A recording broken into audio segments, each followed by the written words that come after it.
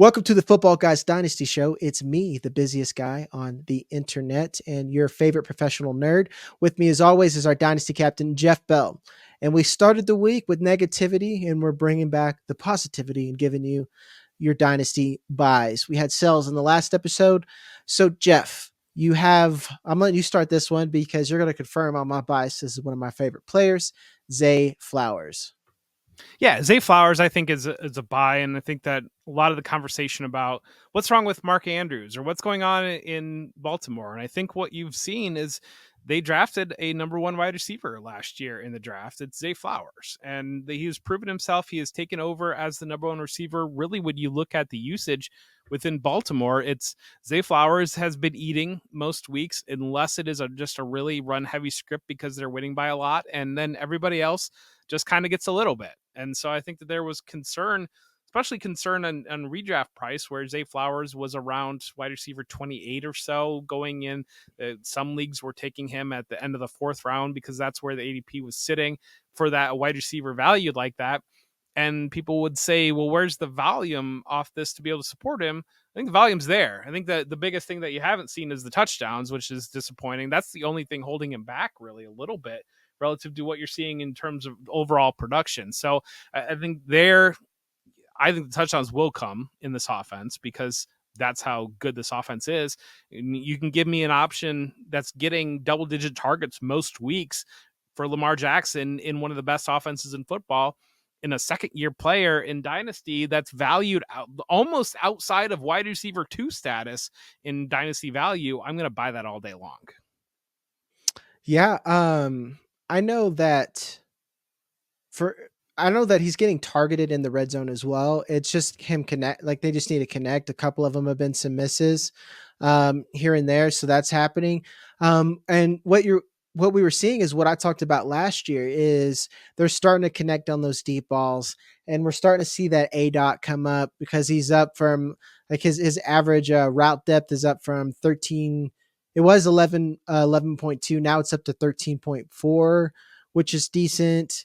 And another thing is just how they use him. He's almost impossible to cover because like week 4, he had 608 yards of pre-snap motion. That dude is running so much before they even snap the ball. It's hard to cover him. And he's already a solid route runner. So I agree with you 1,000%. He's just the guy there. What are you grinning about, Jeff? No, there's no grin. It's I mean, we're recording on Monday night. The Jets just completed a Hail Mary to Allen Lazard to end the half and scored a touchdown because that's for a touchdown. Does. Yeah. Oh, so Bill's lucky lead, but lucky you guys, you get to see us react in real time to Monday Night Football every week. So, and I just miss out. Allen Lazard, man, he really is. Maybe he needs to be a dynasty buy. Is he? Like we should put him on the dynasty buy list. I don't know about that. I'm not going to do that. What we are going to do is pay some bills real quick. I agree with Jeff about Zay Flowers. I think he's the top target. And I said last week that Zay Flowers and Justice Hill are the only guaranteed targets in Baltimore right now. If you like this content and if you want to go see more of, let's say, all the sales that we gave you on last episode, go ahead and hit the like, subscribe button, hit the bell to notify yourself whenever we upload these videos 3 times a week, folks. Once we move in the off season, we're going to get some draft content as well. So look out for that. And if you want some written content, and if you want stuff like rankings, some of Jeff articles, big boards, go to footballguys.com/plans. Right now we have our GOAT tier over there where we offer stuff like your own individual advice. We hold our own little special Zoom calls just for you to give you some hands-on help. Next is a guy I talked about a little bit on the interwebs on Twitter, David Montgomery. At what point is he just a locked-in top 10 running back? Because he should be. He should be in the conversation with the rest of these guys going forward. The whole Jahmyr Gibbs is going to take over, and then we won't see David Montgomery anymore. That idea is gone. This is no slight to Jahmyr Gibbs. These are both good players. They're both averaging 90 yards a game. This is just a great offense. David Montgomery is just a good player. Uh, if you heard the Dan Campbell speech about him, just go look up any Dan Campbell speech. As soon as you start your day, they would run into the wall for David Montgomery. He's had some of the highest success rates since he's been with the Lions. He's just been one of the best runners in the NFL. Jeff, where do you have David Montgomery right now?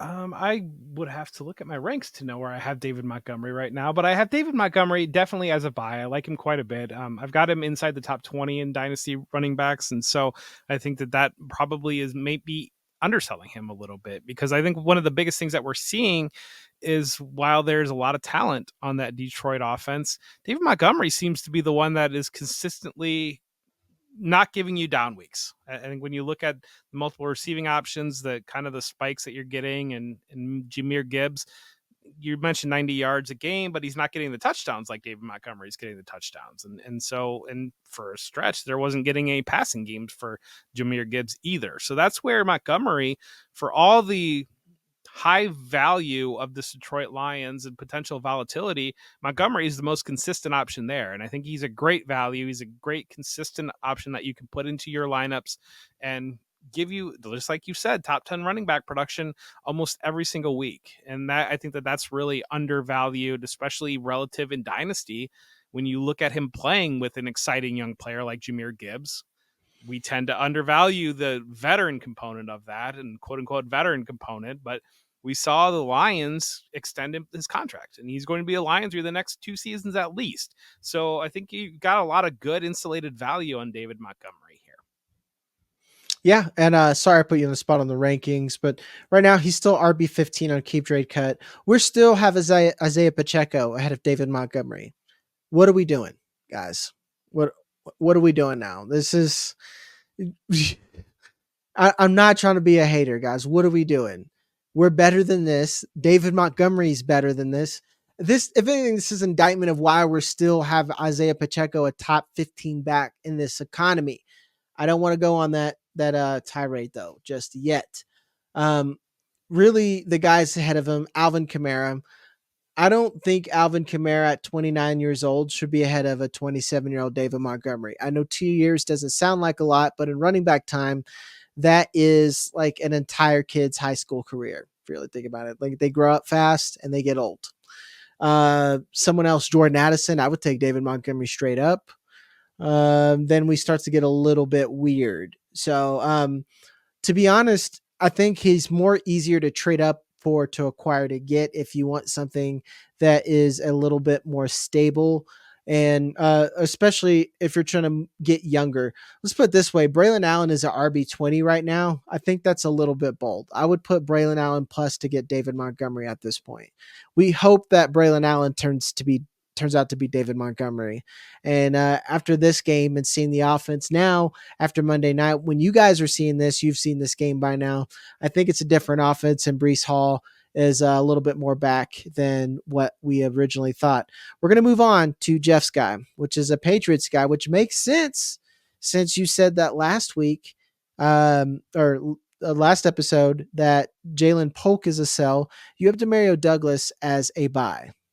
I do have Demario Douglas as a buy, and we've kind of been waiting for an option to step up within that Patriots passing attack to who is going to be the primary option here. And you look over the last 2 weeks, 9 targets in each of the last 2 games, 6 catches in each game, 59 yards, 1 week, 92 yards and a touchdown this past week with Drake May stepping in there.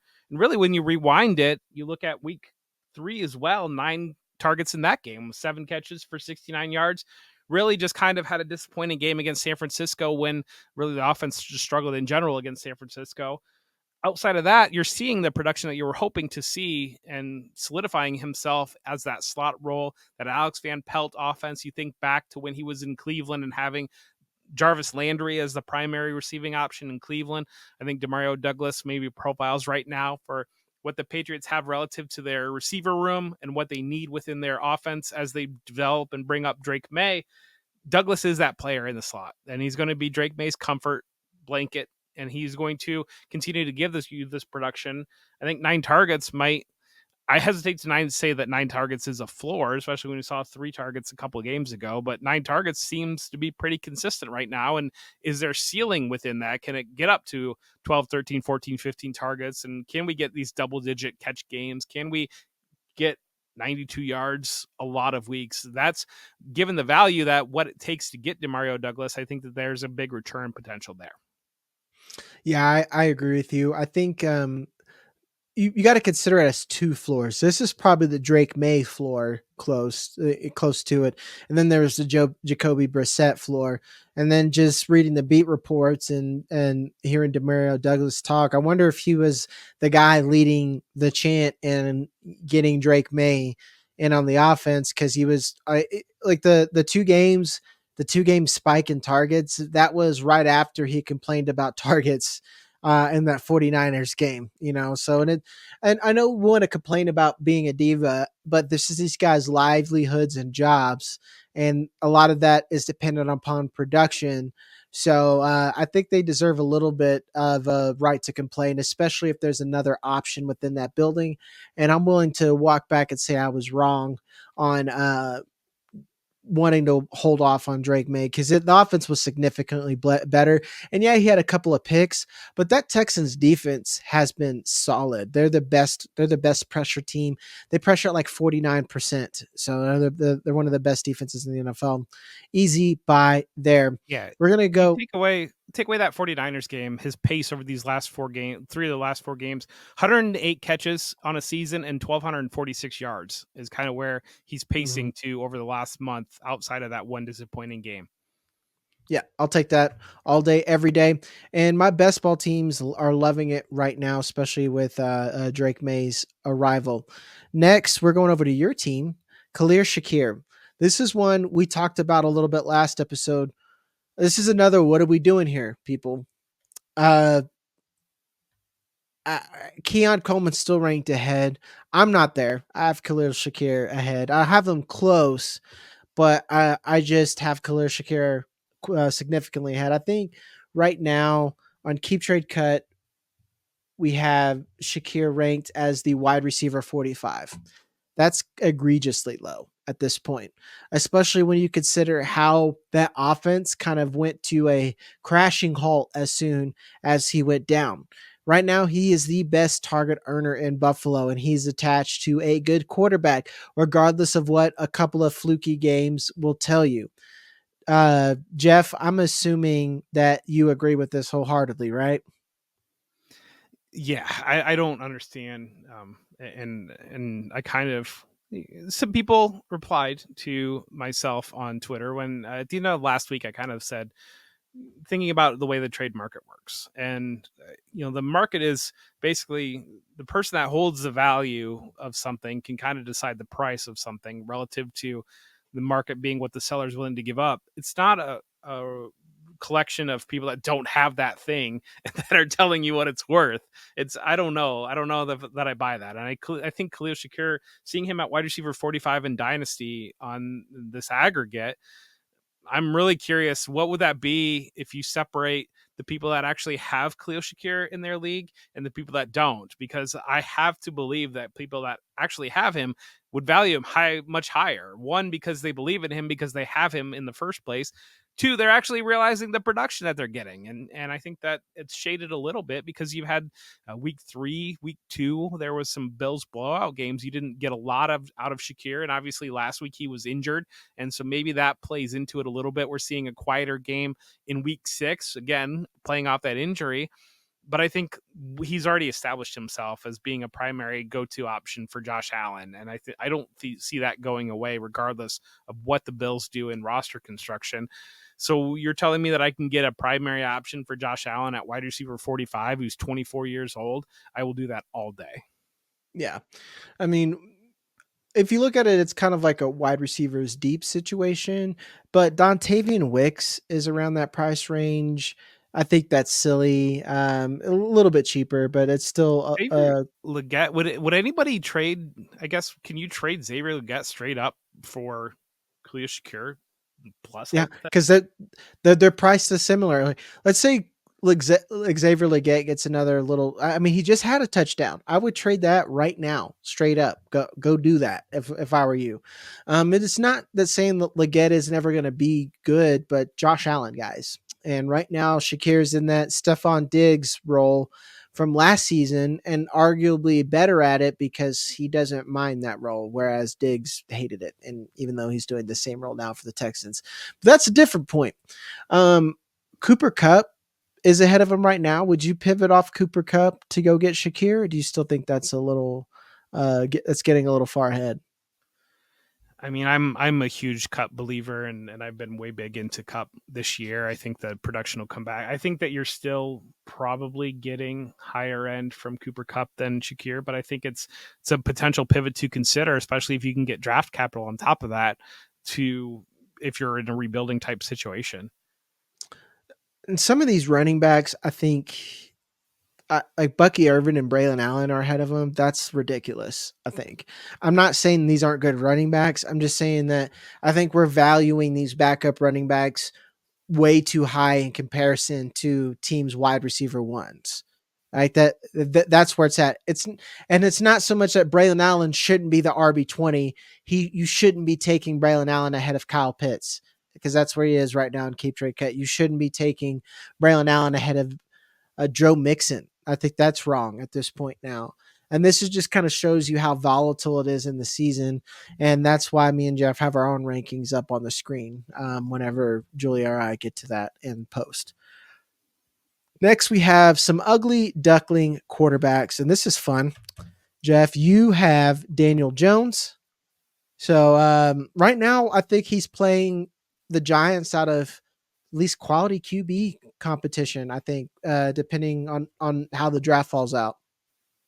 Yeah, and we saw that Sunday night game against the Bengals when Malik Neighbors out for a second game. They really struggled to get much working downfield. It was a lot of dink and dunk there, but we saw Daniel Jones kind of save his game a little bit with 50 rushing yards, and I think that that's where what we've seen traditionally from Daniel Jones is he's quarterback. He's a fringe quarterback one, to be honest with you, in fantasy when he's playing and things are decently right. And I think when we saw Malik Neighbors in this lineup, things were decently right. And the value on him in Dynasty, he's I think quarterback 27 on Keep Trade Cut, and that's where you're valuing him. There's a lot of uncertainty once you get outside of the top 16 or so quarterbacks and kind of what are you buying, where are you going to go, and we've always made the argument with Justin Fields over the last year or so that we believe he's one of the 32 best quarterbacks in the NFL. I mean, I think Daniel Jones is one of the 32 best quarterbacks in the NFL, and that's I don't know. People might say that's blasphemy. People might turn this off on YouTube and say these people told me to buy Daniel Jones in Dynasty. I'm completely out.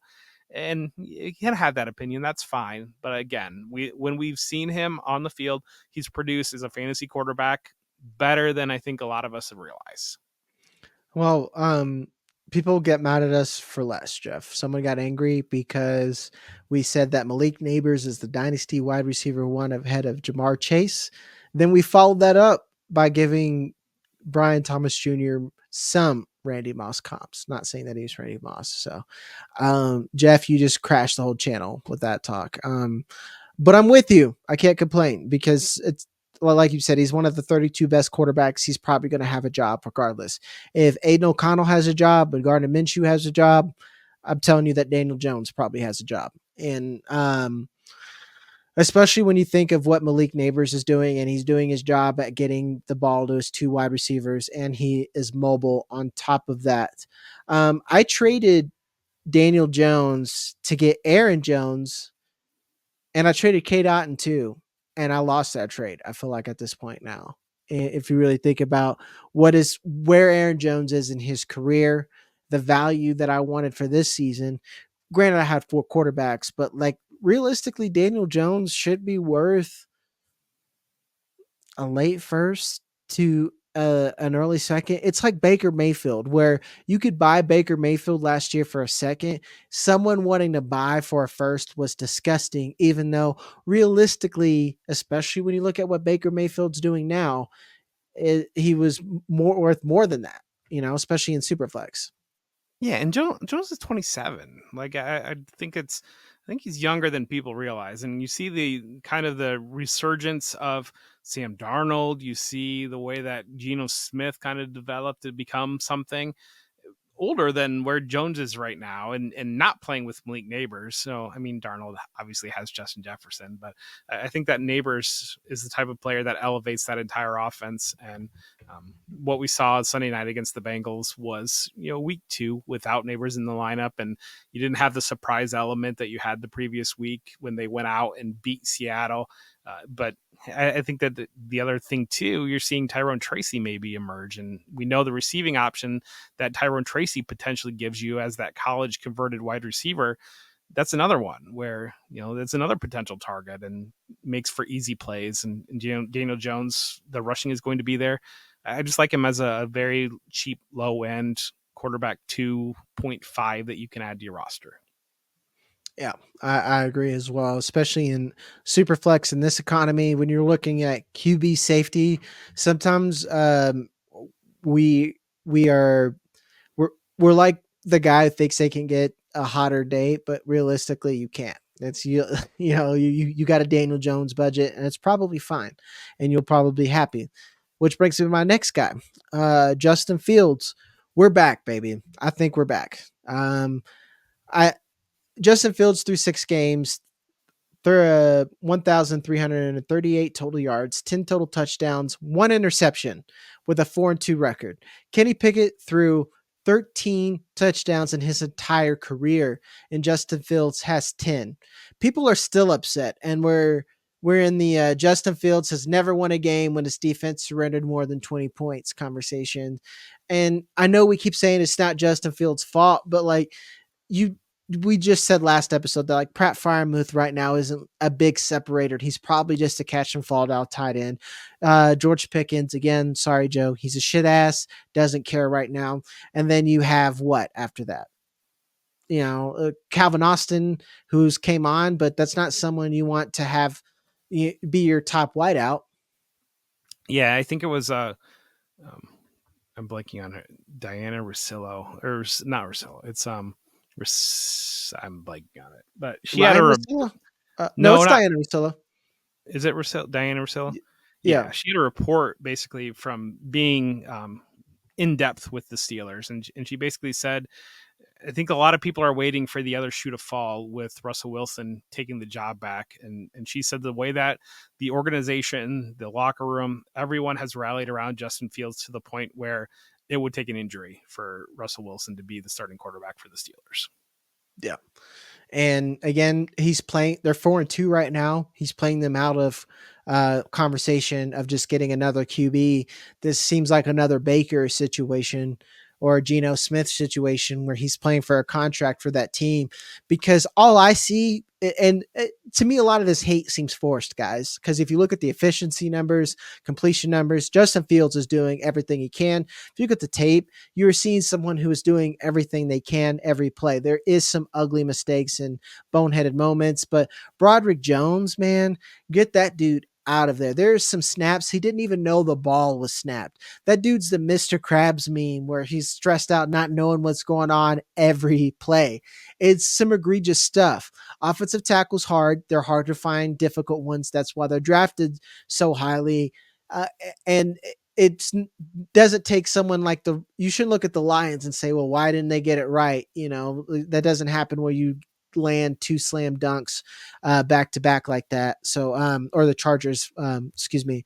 So I don't get the Justin Fields hate, guys. He rushes the ball. He's a QB5 right now. Points per game. I don't know where he lands quite, but I mean, he's scoring points. He's doing a lot better than our other heroes out there, and I don't understand why we're so picky. It's because, like you said, they're waiting on will Russ's legs back, and he's still holding a clipboard. Russ, even with a healthy calf, can't do some of the things that Justin Fields has been able to do to keep things going. Well, this is where I say the quiet part out loud, but the reason why, it's because people faded him initially, or they faded what they saw with the Bears. Then it looked like, obviously we saw the trade value around the league, and it looked like maybe he was headed out. So you got to get some victory laps in. and take your victory laps, and now all of a sudden your victory lap looks wrong a month into the season, and you're going to recoil a lot harder on that thinking you were right twice and it ending up being wrong than you are if you just kind of look at the situation and change an opinion. Yeah. Would you take Michael Penix or Bo Nix over Justin Fields right now? Dynasty? I would take Justin Fields over Bo Nix. Penix is close. I probably would take Fields if I need a little bit more immediate production. If I actually, I think I would take Fields. Yeah, I would take Fields over Penix. Yeah. I would take Fields over them. I would a lot of these other assets around this range, especially depending on how your build is and if you need a quarterback. People always need a quarterback. Josh Jacobs is ahead of Fields. Go do that right now. If you have Josh Jacobs, even if you don't need a quarterback, Justin Fields will have more value than Josh Jacobs will. George Pickens is ahead. I would take Justin Fields ahead of him right now.